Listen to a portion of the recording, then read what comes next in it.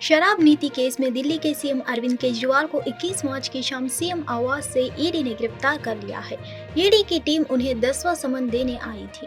गिरफ्तारी के बाद केजरीवाल को ईडी दफ्तर ले जाया गया। आरएमएल अस्पताल से पहुंची डॉक्टरों की टीम ने उनका मेडिकल किया। केजरीवाल की रात ईडी की लॉकअप में कटी। आज केजरीवाल की गिरफ्तारी के विरोध में आप विरोध प्रदर्शन भी करेंगे। आज केजरीवाल को हाईकोर्ट में पेश किया जाएगा। पेशी से पहले भी दिल्ली सीएम का मेडिकल किया जा सकता है। ईडी केजरीवाल की रिमांड पाने के लिए के प्रयास करेंगे। दिल्ली की मंत्री अतिशी ने कहा कि केजरीवाल दिल्ली के सीएम बने रहेंगे, जेल से सरकार चलाएंगे।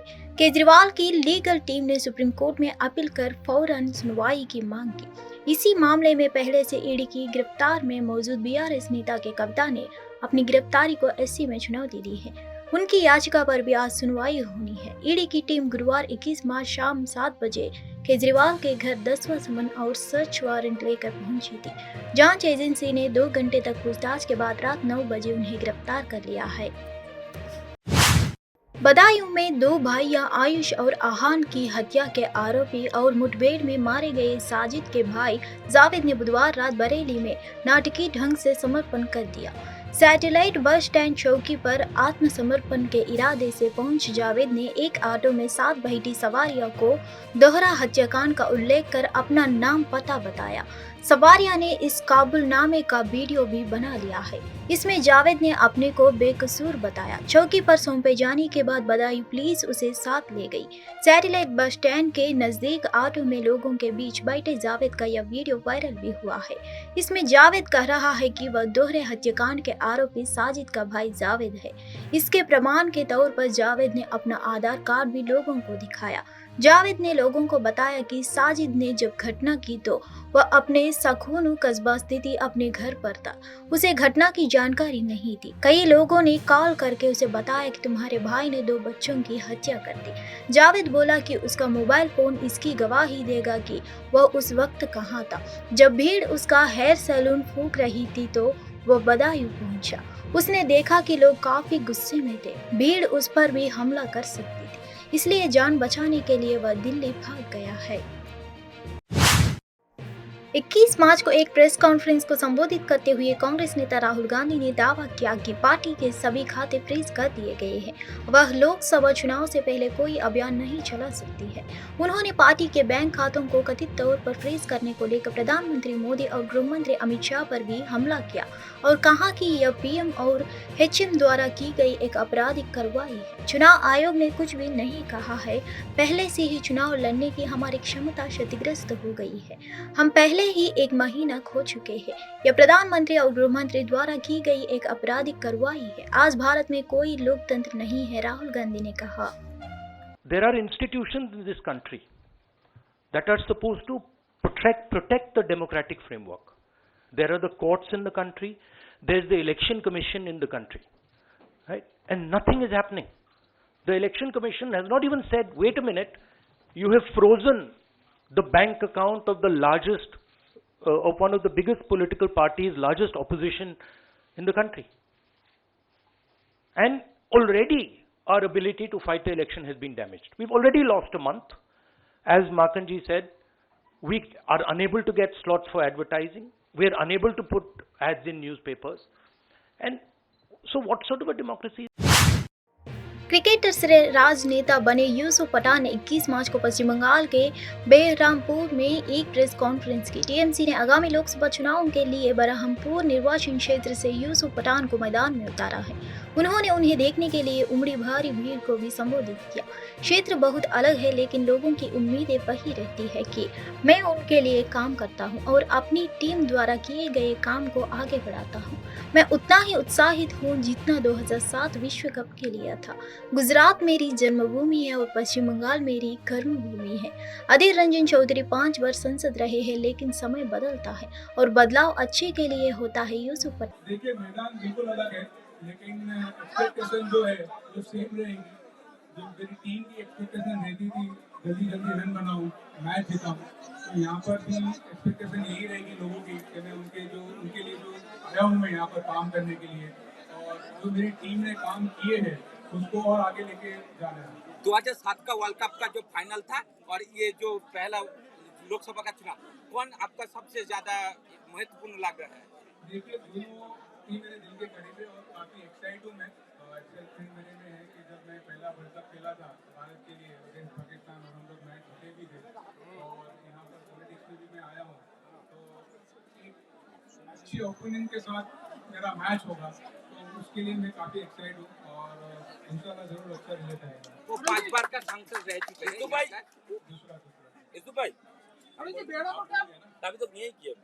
हेलो इस भाई आप दो बीजेपी का कैंडिडेट है, एक तो बीजेपी का है और दूसरा आप तो बीजेपी का है क्योंकि आप गुजरात से आते हैं तो इसलिए बोलते हैं।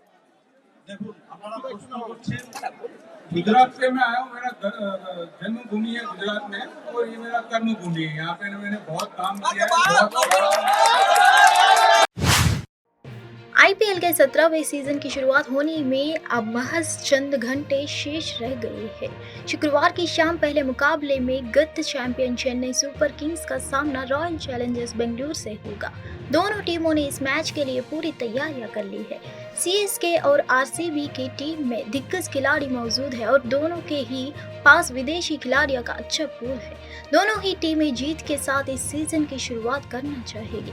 ऐसे में यह देखना दिलचस्प होगा कि सीएसके के नए कैप्टन रुतुराज गायकवाड़ और आरसीबी के captain Faf du Plessis flying elevation में कैसे मौका देते हैं। आज हम आपको बताएंगे कि इस मैच की संभावित अंतिम एकादश क्या हो सकता है।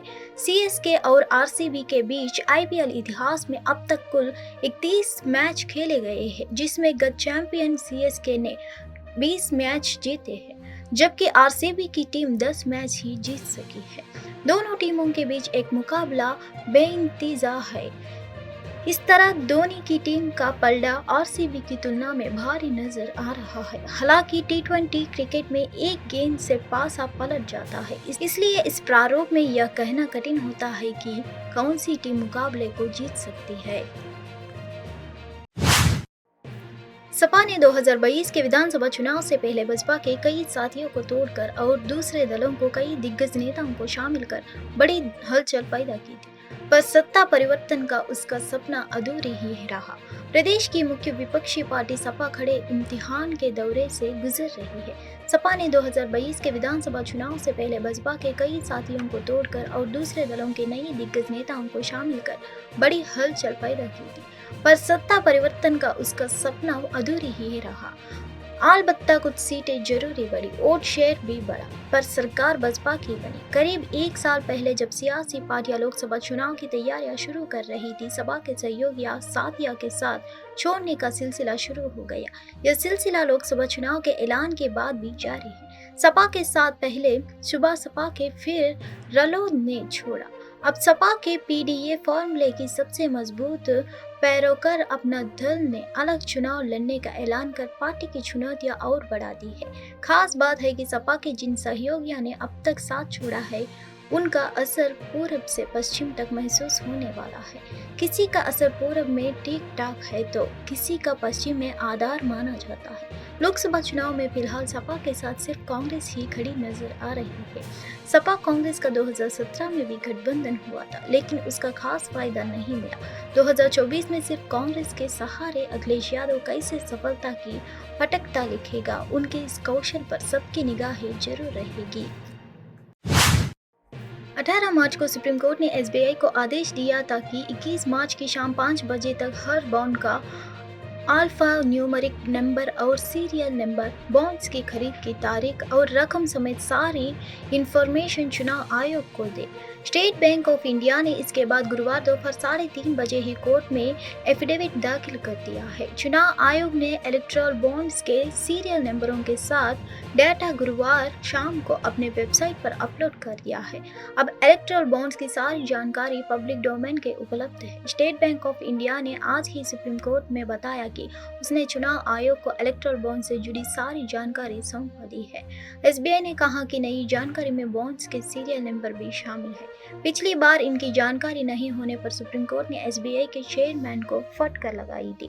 18 मार्च को सुप्रीम कोर्ट ने एसबीआई के आदेश दिया था कि 21 मार्च की शाम 5 बजे तक हर बॉन्ड का अल्फा न्यूमेरिक नंबर और सीरियल नंबर, बॉन्ड्स की खरीद की तारीख और रकम समेत सारी इंफॉर्मेशन चुनाव आयोग को दे।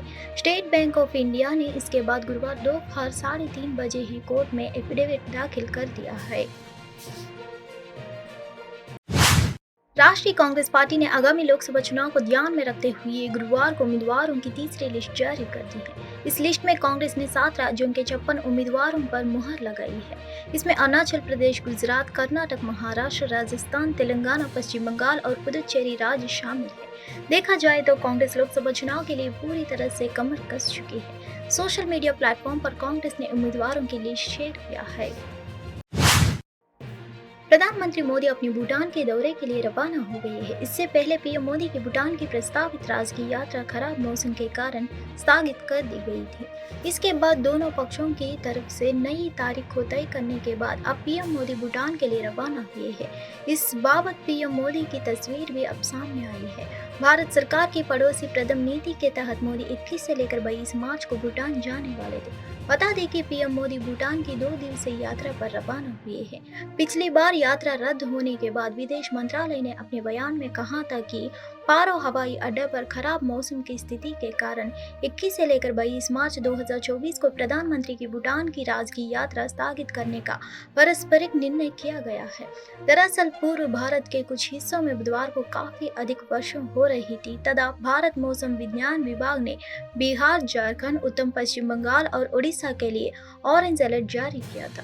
भूटान के प्रधानमंत्री शेरिंग टोब्गैक पिछले सप्ताह बृहस्पतिवार से भारत की 5 दिवसीय यात्रा पर थे। जनवरी में प्रधानमंत्री का पदभार संभालने के बाद यह उनकी पहली विदेश यात्रा है।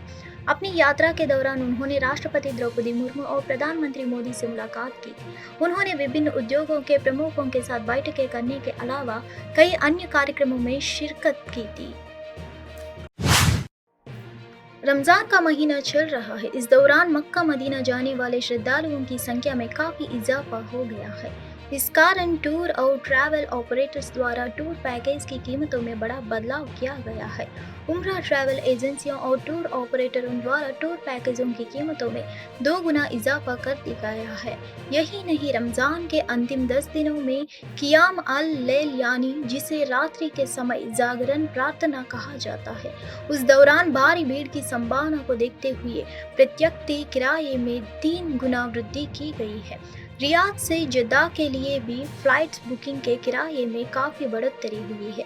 अरब न्यूज़ की रिपोर्ट के मुताबिक रियाद में उम्रा ट्रैवल ऑपरेटरों की ओर से व्यक्तिगत टूर बस पैकेज पर किराया जो सामान्य दिनों में 110 सऊदी रियाल यानी $30 होता है, उसे रमज़ान के दिनों में तीर्थयात्रियों की भीड़ के मद्देनज़र 2 गुना बढ़ाकर इसके 200 सऊदी रियाल तक कर लिया गया है। यानी आम दिनों में किराया डबल हो गया है। यही नहीं, आने वाले समय में इस किराए में और वृद्धि की संभावना जताई जा रही है। हाई अल विजारत जिले के टूर ऑपरेटर्स का कहना है कि कियाम अल लैल के दौरान यह किराया SR 250 और SR 300 के बीच और बढ़ने की पूरी संभावना है। टूर ऑपरेटर अल फजर ने कहा कि उम्रा पैकेज दामों की वृद्धि रमज़ान के दौरान तीर्थयात्रियों की भारी भीड़ की वजह से है। इसकी कीमतों में वृद्धि का कारण वेट की दरों में 15% की बढ़ोतरी भी जताई जा रही है। राजधानी में उम्रा ट्रैवल ऑपरेटर्स की संख्या करीब 100 के आसपास है, जो कि अधिकतर अल विजारत और बताव जिलों में मौजूद है।